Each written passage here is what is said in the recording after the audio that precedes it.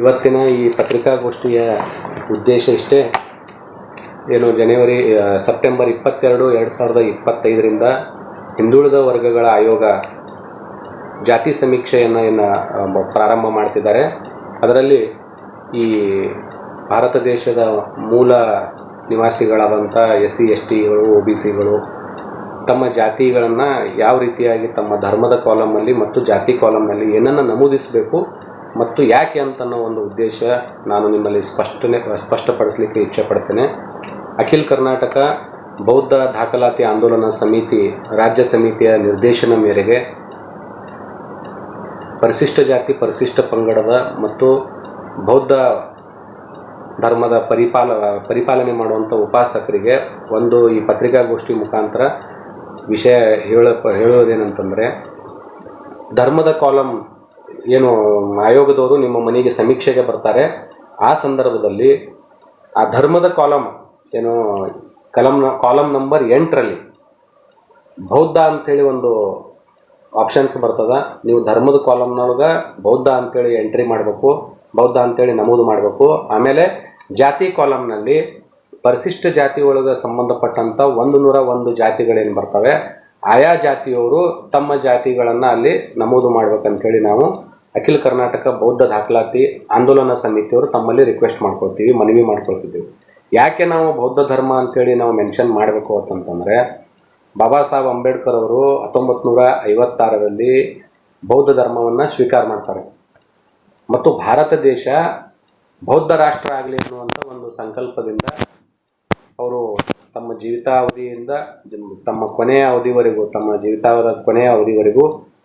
ಬೌದ್ಧ ಧರ್ಮದ ಪ್ರಚಾರ ಮತ್ತು ಪ್ರಸಾರಕ್ಕಾಗಿ ಅವರು ತಮ್ಮ ಜೀವನವನ್ನೇ ಮುಡಿಪಾಗಿಟ್ಟಿದ್ರು. ಅವರು ತೀರಿ ಹೋಗಿ ಇವತ್ತಿಗೆ 70-75 ವರ್ಷಗಳು ಗತಿಸಿದರೂ ಕೂಡ ನಾವು ಬೌದ್ಧರ ದಾಖಲಾತಿಗಳನ್ನು ಸರಿಯಾದ ಪ್ರಮಾಣದಲ್ಲಿ ನಾವು ನಮ್ಮ ಈ ಸೆನ್ಸಸ್ನವರಿಗೆ ನಾವು ಹೇಳಲಿಕ್ಕೆ ಆಗಿಲ್ಲ.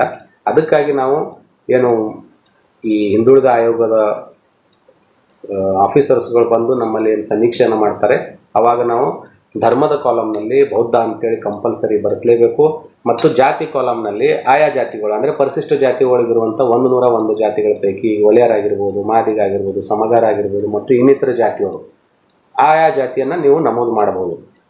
ಒಂದು ವಿಷಯ ವಸ್ತು ಏನಂತಂತಂದರೆ, ನಾವು ಬೌದ್ಧ ಧರ್ಮ ಇಲ್ಲಿವರೆಗೂ ಹಿಂದೂ ಹೊಲೆಯರ್, ಹಿಂದೂ ಮಾದಿಗ, ಹಿಂದೂ ಸಮಗಾರ ಅಂಥೇಳಿ ಸರ್ಟಿಫಿಕೇಟ್ಗಳನ್ನು ಪಡೆದುಕೊಂಡಿದ್ದೀವಿ. ಈಗ ನಾವು ಬೌದ್ಧ ಧರ್ಮ ಅಂತೇಳಿ ಬರೆಸೋದ್ರಿಂದ ನಮ್ಮ ಮೀಸಲಾತಿಗೆ ಏನಾರೇ ಧಕ್ಕೆ ಆಗ್ತದೇನೋ ಅನ್ನುವಂಥದ್ದು ಒಂದು ಸಾಮಾನ್ಯ ವಿಷಯ ಎಲ್ಲರ ತಲೆಯೊಳಗಿದೆ. Government of Karnataka, central government of India ಮತ್ತು ಹೈಕೋರ್ಟ್, ಸುಪ್ರೀಂ ಕೋರ್ಟ್ ಆದೇಶದ ಪ್ರಕಾರ ಯಾವುದೇ ತೆರನಾಗಿ ನಾವು ಬೌದ್ಧ ಧರ್ಮಕ್ಕೆ ಸೇರ್ಪಡೆ ಆದರೆ, ನಾವು ಬೌದ್ಧ ಅಂಥೇಳಿ ನಾವು ಧರ್ಮದ ಹೆಸರನ್ನು ನಾವು ನಮೂದು ಮಾಡಿ ನಾವು ಸಮೀಕ್ಷೆಯಲ್ಲಿ ನಾವು ಹೆಸರು ಕೊಟ್ಟರೆ ನಮಗೆ ಯಾವುದೇ ರೀತಿ ಒಳಗಡೆ ನಮ್ಮ ಮೀಸಲಾತಿಗೆ ಯಾವುದೇ ಸಮಸ್ಯೆಗಳಿಲ್ಲ. ನಮ್ಮ ಏನು ಭಾರತ ಸರ್ಕಾರದಿಂದ ಅಥವಾ ರಾಜ್ಯ ಸರ್ಕಾರಗಳು ನಮಗೇನು ಮೀಸಲಾತಿಗಳನ್ನು ಕೊಟ್ಟಿದ್ದಾರಲ್ಲ, ಅದೇ ಪ್ರಕಾರ ನಮಗೆ ಮೀಸಲಾತಿ ಹಂಚಿಕೆ ಆಗ್ತದೆ. ಇವತ್ತು ಶಿಕ್ಷಣದಲ್ಲೂ ಆಗಿರ್ಬೋದು, ಉದ್ಯೋಗದಲ್ಲೂ ಆಗಿರ್ಬೋದು ಅಥವಾ ರಾಜಕೀಯದಲ್ಲೂ ಆಗಿರ್ಬೋದು, ಯಾವುದೇ ರೀತಿಯಿಂದ ನಮಗೆ ಮೀಸಲಾತಿಗೆ ಯಾವುದೇ ಇಫೆಕ್ಟ್ ಆಗಲ್ಲ ಅಂತ ಅನ್ನೋದು ಈ ಮೂಲಕ ನಾನು ನನ್ನ ಜನರಿಗೆ ಹೇಳಲಿಕ್ಕೆ ಇಚ್ಛೆ ಪಡ್ತೇನೆ. ಮತ್ತು ಇನ್ನೊಂದೇನು ಅಂತಂತಂದರೆ, ಧಾರ್ಮಿಕ ಸ್ವಾತಂತ್ರ್ಯ ಸಂಪೂರ್ಣವಾಗಿ ಪಡೆದುಕೊಂಡು ನಾವೇನು ಇವತ್ತು ಸಂವಿಧಾನದತ್ತವಾಗಿ ನಾವು ಬದುಕಲಿಕ್ಕತ್ತಿದ್ದೀವಿ. ನಾವೆಲ್ಲರೂ ಬಾಬಾ ಸಾಹೇಬರ ಅನುಯಾಯಿಗಳು, ಬಾಬಾ ಸಾಹೇಬರ ಸಿದ್ಧಾಂತದಲ್ಲಿ ಸಾಗುವಂಥವರು. ನಾವೆಲ್ಲರೂ ಬೌದ್ಧರು ಅಂತನ್ನುವಂಥದ್ದು. ಬೌದ್ಧ ಧರ್ಮ ಅಂತಂತಂದರೆ ಏನು ಇವತ್ತೇ ಹುಟ್ಟಿದ ಧರ್ಮ ಅಲ್ಲ, ಇದು 2,500-3,000 ಸಾವಿರ ವರ್ಷಗಳ ಇತಿಹಾಸ ಇರುವಂಥ ಧರ್ಮ. ನಾವೆಲ್ಲ ಈ ಭಾರತ ದೇಶದ ಮೂಲ ಧರ್ಮ. ಹಾಗಾಗಿ ನಾವೆಲ್ಲರೂ ನಾವೆಲ್ಲರೂ ಬುದ್ಧಿಸ್ಟ್ ಆಗಿರೋದ್ರಿಂದ ತಾವೆಲ್ಲರೂ ದಯಮಾಡಿ ಕಾಲಮ್ ನಂಬರ್ 8ರಲ್ಲಿ ರಿಲಿಜನ್ ಅಂತ ಏನು ಆಪ್ಷನ್ಸ್ ಇದೆ, ಅದರಲ್ಲಿ ಧರ್ಮದ ಕಾಲಮ್ನಲ್ಲಿ ದಯಮಾಡಿ ತಾವೆಲ್ಲರೂ ಬೌದ್ಧ ಅಂತೇಳಿ ಮೆನ್ಷನ್ ಮಾಡಬೇಕಂತೇಳಿ ತಮ್ಮಲ್ಲಿ ವಿನಂತಿ ಮಾಡ್ಕೊಳ್ತೇನೆ.